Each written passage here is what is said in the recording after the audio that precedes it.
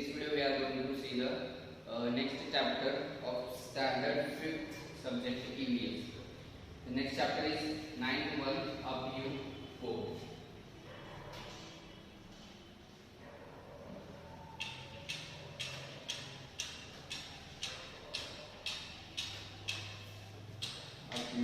So before starting this lesson, in previous video we have seen about the mosquitoes, about the disease, about the malaria, how that's spreading, what cares we have to take, which things we have to do for stopping that, and how the blood testing is there. That all the things we have seen in previous and their previous video. In this lesson, up you go. I am just going to read only the part of the lesson. Questions and answers you have to write in your notebook only. See, 2nd February 1984. Mountaineering camp, Nehru Institute of Mountaineering, Uttarkashi.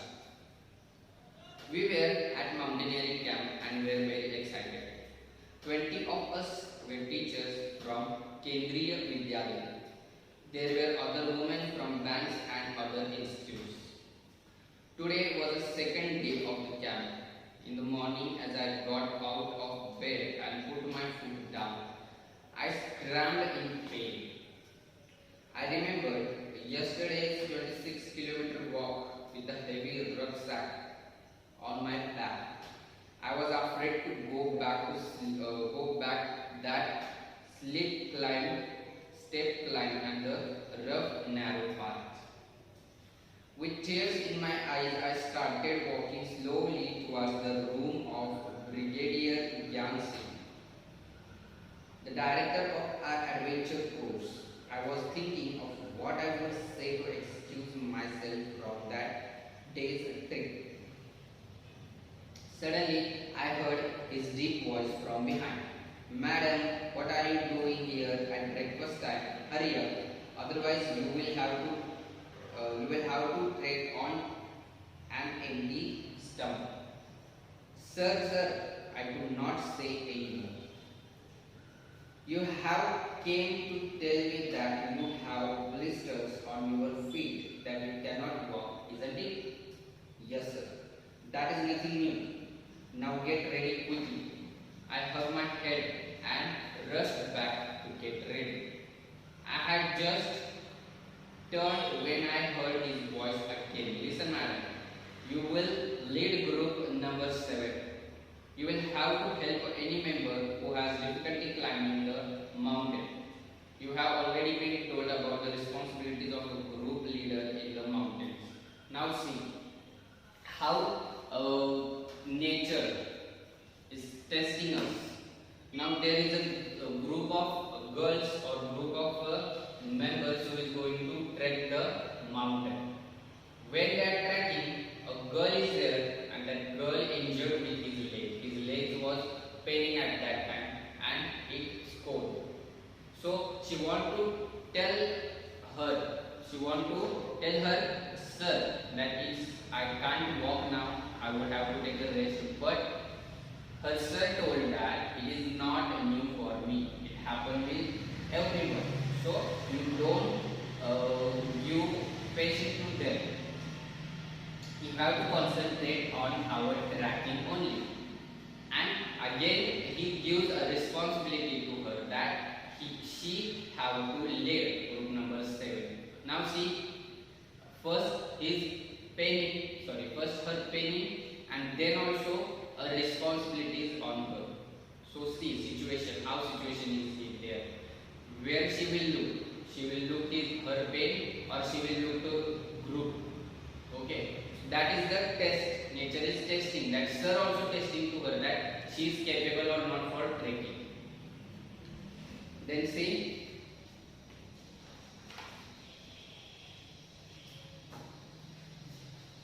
Questions are there. I will not read that questions. I will go directly next. A big responsibility. I started thinking about what a leader must do. Help others in carrying their bags, Let the group go ahead and keep the last.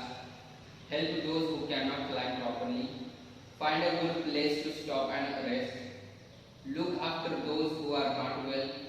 Arrange for food for the crew. The most important thing is to be ready to be punished even when someone else may have made a mistake. I realized that there was a special kind of discipline here. I wondered whether the camp will still be fun. Group number 7. Group number 7 included girls from Assam, Manipur, Mizoram, Meghalaya and Nagaland. I was only teacher from Kendriya Vidyalaya in this group. I was happy to meet my new group members. Most of them could not speak Hindi well. I still feel bad that after being together for 21 days, I could not talk even once with Kango Dobi from Mizoram. Kondon Dobi, their language is there. She spoke only Mizo, but in our hearts we grew close to each other. Now see, responsibilities are there written. So they lived together for 21 days, but she didn't speak the language from Mizoram. Only she can speak Mizo, but their bonding is different. They make relations with each other without speaking in their language. Okay. Then next, crossing the river. 5th February 1984. We got vitamin C, iron tablets and hot chocolate milk with our breakfast. These were given for strength and to keep us warm in the cold. Every morning there would be a medical checkup. We tied our bandage and counted the days left. After an 8 kilometers track, we reached a river. There was a thick rope tied across the river from one bank to the other. The rope was tightly fixed to pits or pitons on both sides. I was feeling nervous. I started thinking what would happen if the rope came out. I was trying to estimate how wide the river was. Now see, when you will go to the trekking or when you will go to the mountaineering, you will observe that things. You have to cross the rocks, you have to cross the rivers, you have to cross the two mountains. So we have to go there. We need guts at that time. We have to show we are strong at that time. Now see next. Our instructor tied a rope around his waist and put a sling type of hook on it. He then put the sling on the thick rope tied across the river. Walking through the icy water, he went to the other side. No one was ready to step into the fast flowing river. Everyone was pushing each other to go first. I stood last in the line, hoping that no one would see me. Just then, our instructor came near me with the sling and the rope in his hands. I knew there was no escape now. I was ready, but did not have the courage. Sir could guess my fears. He called out loudly. 3 cheers for Sangeeta ma'am. And before I knew it, someone had gently pushed me into the water. I felt as if my feet were frozen. I started shivering. My teeth were chattering. I caught hold of the rope and started putting my feet firmly on the riverbed. As I walked further in, the river got deeper and slowly the water reached up to my knee.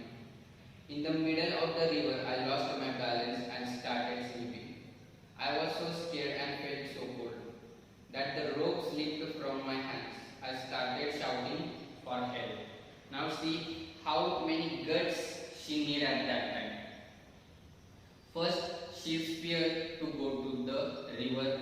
Someone pushed her. Then also, she tried to go there. But in the middle, she have faced so many problems. Like rope, like fearing, like how she will cross that. I was sure I would be carried away by the river. But no. I found that I was tied with the rope to the sling. Hold the rope, hold the rope. I could hear the shouts. I somehow managed to get hold of the rope and pull myself reached the river bank, I felt a special kind of happiness as I came out of the water. Happiness on finishing a challenging task. Now I was standing on the bank. I was calling out the others to hold the rope tightly. I knew that this confidence was a result of facing a challenge with courage. As I told you, that nature gives her challenge. Her sir also gave her challenge. Then nature also gave her challenge, and her body also gave her challenge. But she accepted that challenge and she won that challenge. At the middle of the river, she is thinking that now she will die. But at that situation also, she fought there. Someone shouted that hold the rope, hold the rope. She heard that and she hold the rope, and that's why she saved. Okay, and at last she is saying that this is the starting point of the facing challenges which are coming next challenges. Then see rock climbing. We had to climb 10 February 1984. We had to climb 15 kilometers to reach Tekla village. It was at a height of 1600 meters.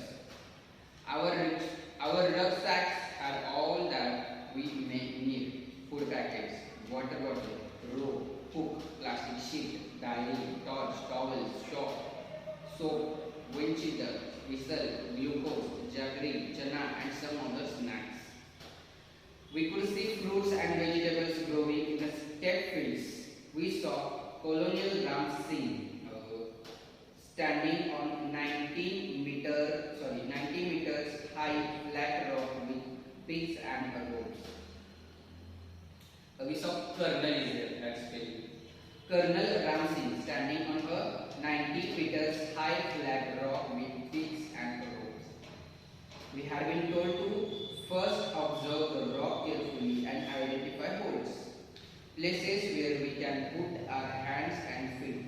Today, I was not going to back out. I stood first in the line. Our instructor tied a rope around his waist. He put the sling and held the thick rope which was hanging. He started climbing as if he was running up.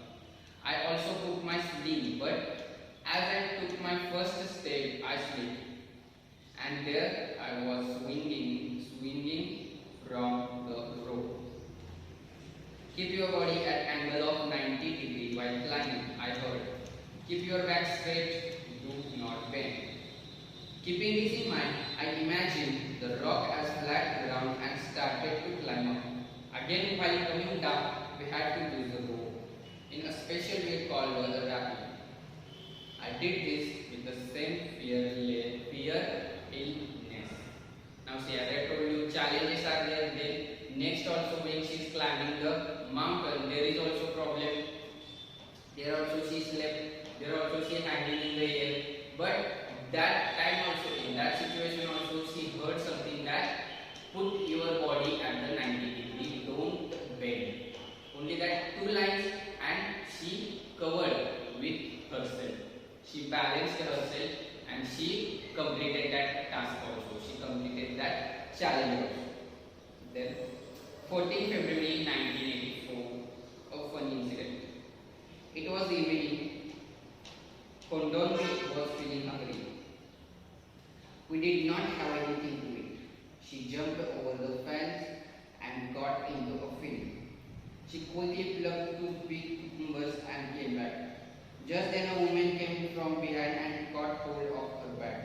She started saying something to Kondonji in her own language. We could not understand what she was saying. Kondonji was trying to explain in her Mizo language, which we could not understand. I tried to explain in Hindi, but neither of them could understand it. Finally, I folded my hands to say that we were sorry. By then, our group had gone far ahead. It was already dark. I thought we had lost our way. Now we were really scared. We could not see anything even with our torches. I started sweating even though I was cold.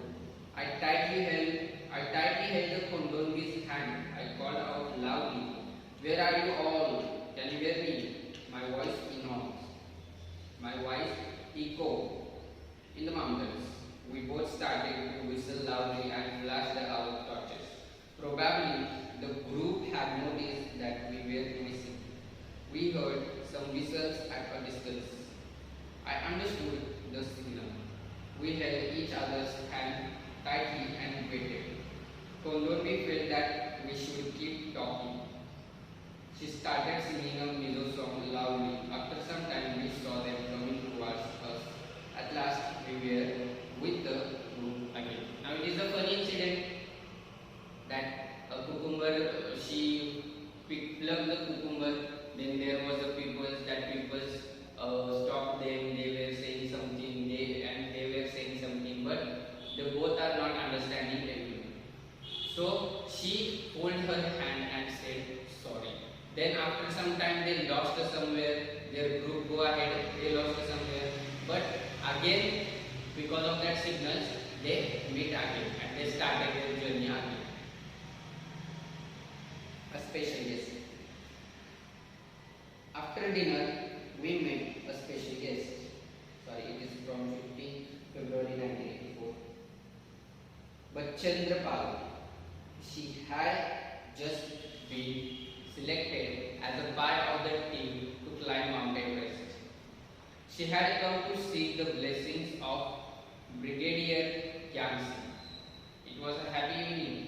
We were all singing, but Chandri also joined us in singing and dancing on the famous Pahadi song, Viru Pako Baramasa, Kaful Pako Chitai Meri Chalya.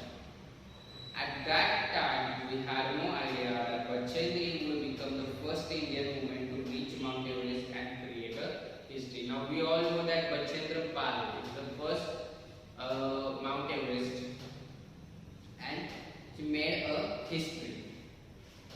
Then, Camp in the Snow, 18 February 1984. We were standing at a height of 2,134 meters. We were to spend the night here. Everyone was busy trying to put up the tent. We used double-layered plastic sheets for the tent and for the ground. The air between the layers would help to keep us warm. We put the air between the layers. We put in the pits and began to put up the tent. As we tied it from one side, the wind blew the tent from the other side. After quite a lot of pulling and tugging, we managed to get the tent up. Then we dug a drain around the tent. We were feeling very hungry. We collected some firewood and stones to make a chulha and cooked some food. After the meal, we collected all the waste in the bag to clean the campsite. Soon we got into our sleeping bags. I was not sure if I would be able to sleep in it. Would it be comfortable? Would I not feel cold? But the bags were filled with soft feathers, which helped in keeping us warm. We were all very tired, so very soon we fell asleep. Now see students, if you went to the any trekking or if you went to the mountain, you have observed that there is so many problems, so many adventures we have to face it. Like this, there's a group of the mountaineers, they are also facing this. Okay, then camp in the snow, they reached at the one level. One level means one height. What was that height? 2,134 meters. And we know when we are going upside, there is a no means less oxygen is there, less air is there, and only snow is there. So they are facing that problem. They are telling that our bag is keeping us warm, or so many questions they were thinking in their mind. But at that time they were very tired, so that's why they feel asleep early. Then next, what happened? The next morning we woke up and found that it was snowing. White, soft, fluffy snow flakes were gently falling. Wow, it was so beautiful. The plants, the trees, the grass and the mountains, everything looked white. Today, we were to climb higher to 2700 meters. We walked carefully on the snow with the help of sticks. It was difficult because we kept slipping. By afternoon, we had reached the snow-covered mountains. We enjoyed throwing snowballs at each other and making a big snowman. Now at the last, they reached one step again. 2700 meters they go outside, and there they were playing with that snow. They making snowman. They playing in that snow. And at the last day, 21st of February 1984, last day at camp, we were getting ready for the campfire. Each group presented a program. We were enjoying, telling jokes and laughing, singing and dancing around the campfire. Soon it was midnight. Brigadier Gamson got up and followed me. I thought, oh no, what have I done this time? But when Sir announced my name for Best Performance Award, I stood still. He blessed me and tears of joy rolled down my face. Now see how many problems she had faced while mountaineering. It is not easy to be a group leader, and it is not easy to take care of all group leaders. Then first time they were going, that also new thing for them. Then problems are there. Everyone is thinking different type of thinking. So that all thinking she had faced. She faced her pain. She faced that river side. She faced that walking. She faced what winter means snow. At last, she became the good performer, and she was crying. Now see, imagine and try. You are on a mountain. How do you feel there? What can you see? What do you feel like doing here? Alone on the mountain top. A 20-year-old girl living in the mountains was out on a school picnic.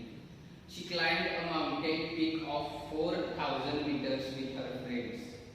The girl had done this for fun and adventure. Soon it was dark and they could not come down. It was also cold and scary. They were alone without any food, and it was a long night. This happened to Bachendri Pal, played when she was a young girl. Bachendri grew up in Napoli village in the Gharwal area of Uttarakhand.